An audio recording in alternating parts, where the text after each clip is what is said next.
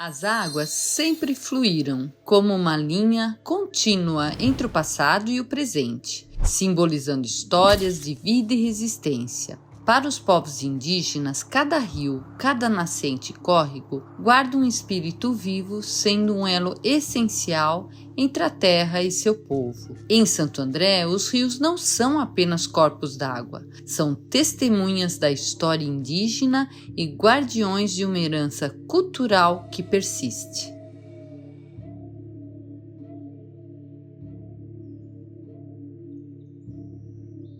Córrego Guaixaia, Baía das Lágrimas.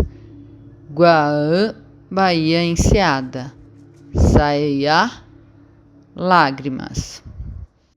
A bacia hidrográfica do córrego Guaixaia possui o maior afluente do Ribeirão Oratório, localizado na macrozona urbana de Santo André, com sua foz na margem esquerda do mesmo, na divisa com São Paulo, no bairro Sapopemba. O Guaixaia nasce no início da Avenida das Nações, por onde segue a maior parte do seu trajeto canalizado aberto. Com cerca de 3 km de comprimento, inicia seu caminho no Parque Capuava, onde logo em seguida divide os bairros Parque Oratório, na sua margem esquerda, e Parque Novo Oratório, na sua margem direita. A bacia do córrego Guaixaia possui uma extensão territorial aproximada de 3,7 km², além de uma população estimada de 28 mil habitantes. Guaixaia, divisor de terras, também marca a fronteira entre tempos, o passado indígena e o presente urbano. Suas águas são um espelho da cultura que se adapta e resiste. Maura Acambareté é uma mulher indígena, urbana, que descende de dois povos, os Funiô, de Águas Belas, Pernambuco, e dos Guaianamuiramomi, de São Paulo. Nasceu e vive nos centros urbanos, sempre sofrendo racismo e preconceito por conta de seu fenótipo. Hoje, Maura Cambareté se reconhece pertencendo ao povo Guaianamuiramomi, onde foi acolhida e se tornou uma voz em defesa dos rios, fazendo um lindo trabalho de recuperação do córrego de Santa Luzia, em Mauá, São Paulo. É ativista pelo meio ambiente, palestrante da cultura indígena, compositora e artesã. Atua junto à Cidade Educadora de Mauá e do Movimento Escola Antirracista, na defesa da Lei 11.645 de 2008, que obriga o ensino da história indígena e afrodescendente nas escolas.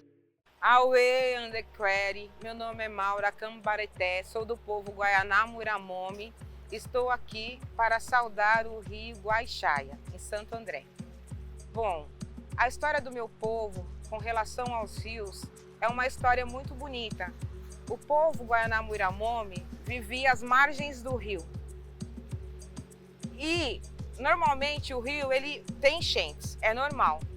O nosso povo ele tinha a oca, as nossas casas movíveis. Quando vinha enchente, eles tiravam as casas do lugar e iam para outro lugar por respeito à natureza do rio. E isso é algo muito importante, nós como seres humanos, termos essa relação com a natureza, de respeito, de amor.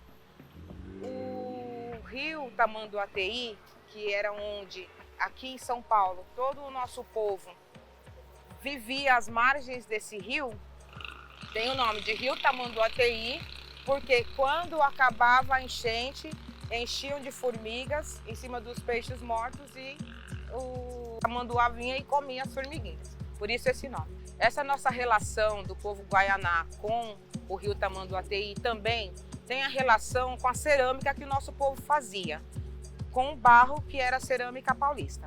Quando eu vim morar em São Paulo, eu morei em uma rua onde tinha um rio. Passado 28 anos, eu fui morar num local em Mauá, no território de Mauá, onde também eu moro em frente a um rio. E a minha história com esse rio é uma história de amor. Há 25 anos, ele já era um rio que estava muito sujo. As pessoas jogavam muito lixo nesse rio, porque as pessoas vão morar nesses locais, vão morar próximos a esses rios e não respeitam o rio como um ser da natureza, né? O rio ele tem vida, ele é um ser vivo. Mas há um tempo, há uns 40 anos atrás, conta o meu esposo, que esse rio era um rio muito limpo, que tinham muitas árvores nativas, que nesse rio tinha muitos animais silvestres, pássaros, sapo-cururu, cobra coral, gambazinhos, tinha assim, era infinita a espécie de animais silvestres que existiam lá no rio. A minha ancestralidade indígena trouxe para mim esse amor muito grande pelo rio, que eu olhava muito o rio e só chorava. E fazia como todos, não fazia nada. Apenas, às vezes, reclamava quando eu ia para algum lugar muito bonito, onde eu via um rio muito bonito. Eu pensava assim, por que que o rio da minha casa é feio, é cheio de lixo? Quando eu comecei a estar mais presente no movimento indígena, e eu tive contato com a Secretaria do Meio Ambiente em Mauá, houve um despertar para esse olhar para o rio como um ser vivo, o rio como alguém que é natureza. E a natureza e o ser humano, ela se encontram. A natureza e o ser humano é a mesma coisa. Nós, muitas vezes, achamos que como seres humanos, nós somos mais. Nós somos maiores, sabe quando? Quando nós cuidamos. E isso penetrou na minha mente. Quando nós nos unimos com a Secretaria de Meio Ambiente, surgiu a ideia de limpar o rio. Já tinha uma vizinha minha que ela tinha tido dengue e começou a fazer uma limpeza dentro do rio, mas era próxima à nossa casa. Essa minha vizinha limpava dentro do rio e eu recolhia o lixo na praça do rio. E isso foi algo muito interessante, porque em um momento, quando eu caminhava pelo rio, eu tinha feito uma reza, pedindo para os seres da natureza, para a minha ancestralidade, ajudar a limpar o rio. E a partir de mim, eles puderam fazer isso. Não teria como o rio se limpar sozinho. Através da minha vizinha, isso poderia acontecer. Então, é algo que depende de cada um de nós. Nós podemos fazer todos os pedidos e rezas, mas tudo vai partir de cada um de nós, o amor pela natureza, o amor pelo rio, o amor pelas árvores, né? O amor por tudo aquilo que nos cerca e que nos traz a vida. Bom, nós decidimos todos juntos, a partir daí, meus vizinhos, combinamos de fazer um dia de limpeza no rio, de replantio, e a partir desse dia, parece que toda a natureza nos abençoou, porque tudo mudou no lugar onde eu moro. Os vizinhos todos se tornaram muito amigos, parceiros, a gente se junta todas as vezes, depois desse dia do replantio, todas as vezes que eu precisei molhar as plantas, sempre alguém vinha me ajudar. Ou um curumim, ou uma das minhas vizinhas, sempre alguém vinha, uma hora você vai molhar, eu também vou. Todo mundo ajudava. E começaram a acontecer coisas muito bonitas, assim, de ajuda mesmo, de um começar a ajudar o outro, tudo por causa desse envolvimento com o rio. Mas teve um dia que eu estava sozinha, molhando, eu senti uma conexão muito forte com a minha ancestralidade, falando no meu ouvido: onde tem um rio, esse rio é sagrado. E isso ficou ecoando na minha mente, como uma voz que dizia para mim: você não vai mexer no rio só porque é um rio, mas é porque é sagrado. E o sagrado mora dentro de nós. O sagrado é o que nos completa. Quando você olha o sagrado, você ama, você cuida. E isso foi penetrando no meu coração, na minha mente. E quando eu saí daquele lugar ali onde eu estava molhando a planta, veio uma canção.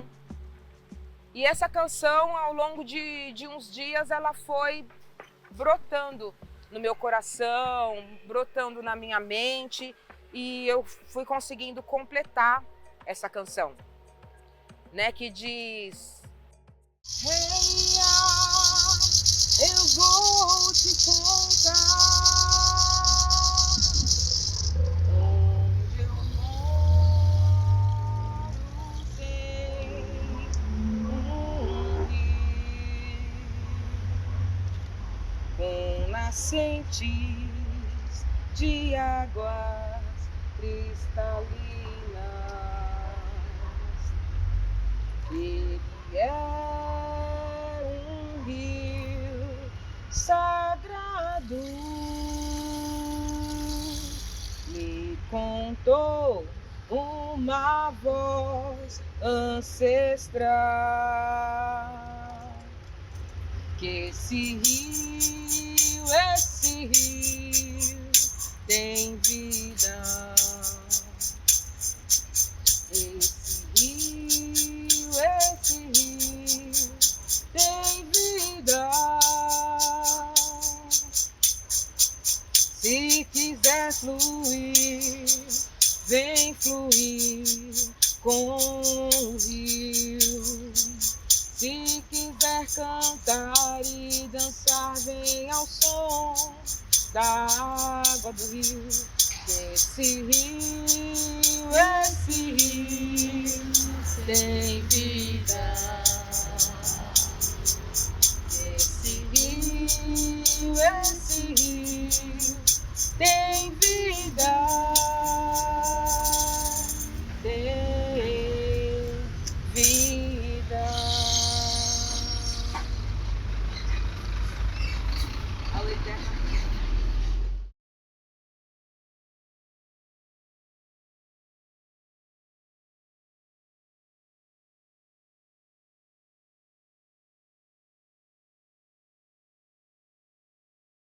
O povo Guaianamu-Inamumi é nativo do estado de São Paulo. Viviam na região dos Campos de Piratininga antes da chegada dos colonizadores portugueses e dos jesuítas em 1554. Vivem até hoje no território de São Paulo e ABC Paulista e em contexto urbano, pois perderam todas as suas terras pela ocupação irregular por indústrias e loteamentos. São descendentes em linhagem direta do primeiro cidadão paulistano, Cacique Tibiriçá, e de seus irmãos Piquerubi e Caiubi, além das mulheres como Bartira, Beatriz a Índia e muitas outras. Hoje estão retomando suas tradições e costumes através de um movimento de autodeterminação que já conta com cerca de 30 famílias. São nativos do bioma Mata Atlântica e guardiões dos caminhos do Piabiru e habitam a região há mais de 10 mil anos. Defendem a Lei 11.645 de 2008, que obriga o ensino da história e da cultura indígena nas escolas, e a proteção da Mata Atlântica do estado de São Paulo, seu território sagrado. Sua língua é o Iengatu paulista.